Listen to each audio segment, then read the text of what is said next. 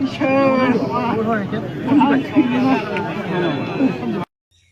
लोगोफोर गुड इभिनिं गोदान मोनसे आपडेट लाना फैलायबाय लोगोफोर नोंथांमोननि थाखाय दा जितु दिनैनि बै भिडिअफोरानो जाहैदों मा गोबां ससियेल मिडियाफोराव फेसबुक जा इउटुब जा मा जितु दिनैनि एपसुनि माने बिग्रायनायखौ थर'ना होनाय बा हानजा सुरनाय बेखौल' गोबां नुनो मोनगासिनो दं। बै बिग्रायनाय हानजा सुरनायाव बेनिफ्राय मा गोबां गिलु बालु मोनसे जाथाय जादों बेखौनो आं नोंथांमोननो आपडेट लानानै फैदों लोगोफोर। खायसेफोरा नुबाय बा खायसेफोरा नुवाखै गोबाङानो माने बिग्रायनाय बा थर'ना होनाय बा हानजा सुरनाय बेखौल' नुदों। बेनिफ्राय बै जितु बिग्रायनायाव बै हानजा सुरनायाव गोबां गेदेर गिलु बालु जाथाय जादों बेखौ खायसेफोरा नुवाखै बेखौनो आं भिडिअ लाना फैदों। आरो बबेनि बै जितु बिग्रायनायाव जानाय जाथाय गिलु बालु जाथाय जानाया मा जाथाय जादों बेखौबो आं नोंथांमोननो बे भिडिअनि गेजेरजोंनो फोरमायलांगोन। नोंथांमोना भिडिअखौ नायलांबाय था जोबजासिम लोगोफोर।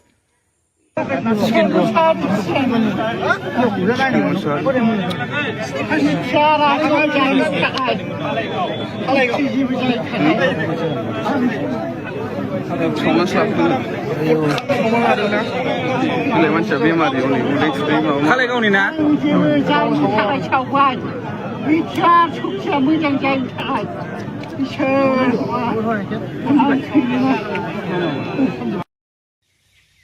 इसोर लोगोफोर नोंथांमोना नुबाय जितु जाथाय जानाय बै जाब्रबथाय जानाय बा गिलु बालु जाथाय बै जाथाया जाहैदों माने कालाइगावनि आरोना कालाइगावनि होननानै बुंदों। बेयाव मा सासे मानसिया मा बिटिआर सुक्तिखौ माने लानानै गोजोननाय गैयै फोरमायनानै गावखौनो सावनानै लानाय मोनसे मा फैदों फेसबुकाव भाइरेल जादों। माने दिनैसो आरोना दिनैसो जानाय बे जाथाया। नोंथांमोना अलरेडि खायसेफोरा नुबाय बा खायसेफोरा नुवाखै बे भिडिअखौ आं अब्लाबो लाना फैबाय लोगोफोर। मा जाखो मा बेरखो जेबो हमनो हाला लोगोफोर जोंनि गेजेरावहाय।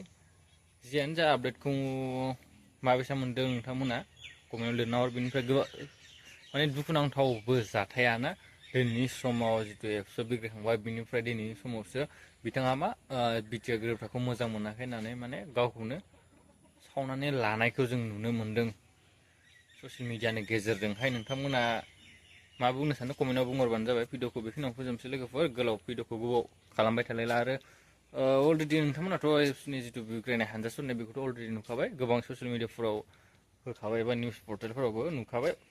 बेनिफ्राय बेखौनो आं भिडिअ लाना फैदोंमोन लोगोफोर। नेक्स्ट भिडिअ लोगो मोनलायसिगोन गोदान आपडेटजों लोगोसे।